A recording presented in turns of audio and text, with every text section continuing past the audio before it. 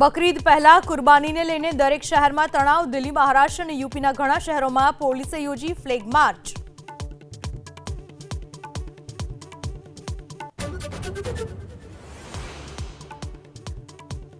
CBI ટ્વીશા કેસની કરી રહી છે તપાસ. પતિ સમર્થ સિંહની આજે કરાશે પૂછપરછ.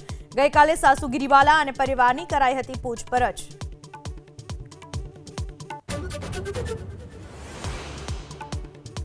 મતદાર યાદીમાં સુધારા સંબંધિત એસઆઈઆરની માન્યતા પર સુપ્રીમ કોર્ટ પોતાનો ચુકાદો આપશે. ઘણા વિપક્ષી પક્ષોએ મતદાર યાદીમાં સુધારા અંગે ઉઠાવ્યા છે પ્રશ્નો.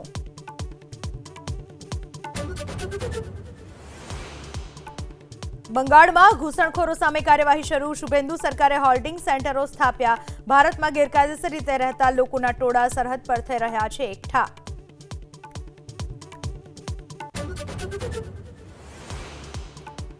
સીબીએસઈની નિષ્ફળતાની વધુ એક ઘટના આવી સામે. દિલ્હીના એક વિદ્યાર્થીએ ભૌતિકશાસ્ત્રની ઉત્તરવહીમાં ફેરફાર કર્યાનો આરોપ લગાવ્યો.